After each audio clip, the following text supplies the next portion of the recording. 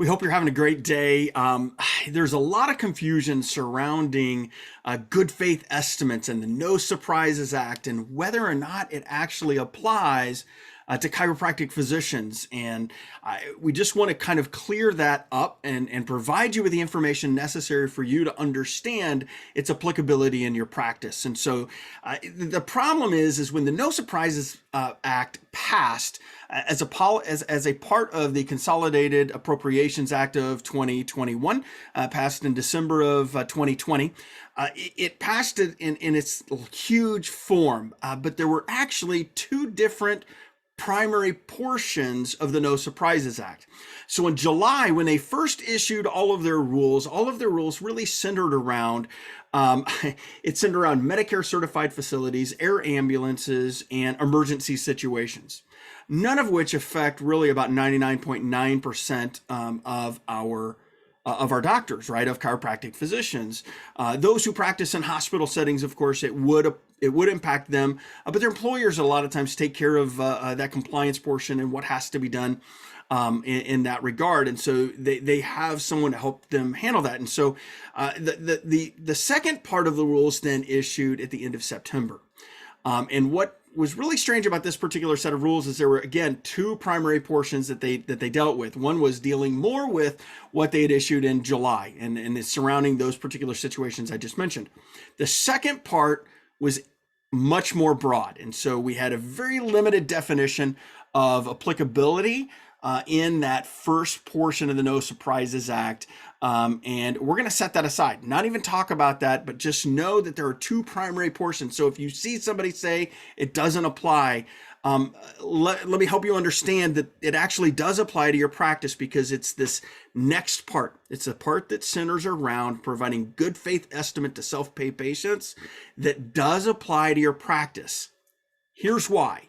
In the rules that were released in September, and they follow in the definitions, they just cleared up quite a bit more, but in the definitions, they really follow the federal law that actually passed back in December of 2020 for this particular portion. So this is a different rule set.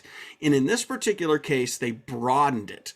And here is what it applies to. And here's an exact quote. These requirements are for healthcare providers and healthcare facilities. So instead of just healthcare facilities and air ambulances and emergency situations, it's now healthcare providers and healthcare facilities. So when we talk about the good faith estimate requirement, and we're going to have a series of videos that explain a lot more about each of these pieces, but it does apply to healthcare providers and healthcare facilities. So it does apply to your practice. Now, if you're wondering, okay, but what about the exact definition of healthcare provider? Here is the definition that they provide in the rules for this portion of that act, and that is healthcare provider or provider means a physician or other healthcare provider who is acting within the scope of practice of that provider's license or certification under applicable state law, including other providers. So that doesn't matter, but really the beginning of it does, right?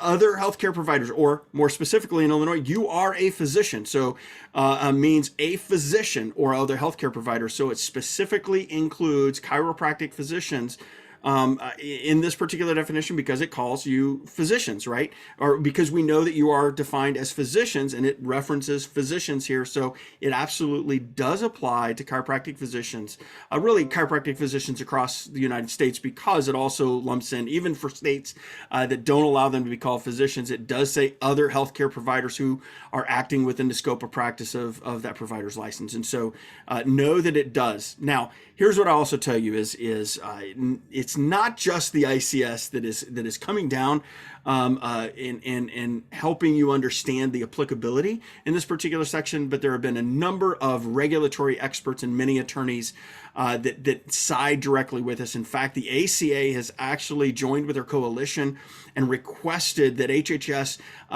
exercise enforcement discretion for small practices. And we don't know the outcome of that, but they have made that request so they understand the applicability to your practice as well. So understand, good faith estimates absolutely apply. If you want the full suite of information and you want it today, which we would encourage you to take a look at, you can just visit iochiro.org/GFE. So it's iochiro.org/GFE. GFE, and that's good faith estimate, by the way. And that will take you right into the article that gives you a full explanation of exactly what it is, who it applies to, and when you have to provide it.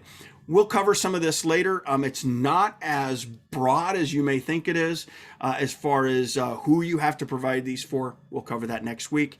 You take care.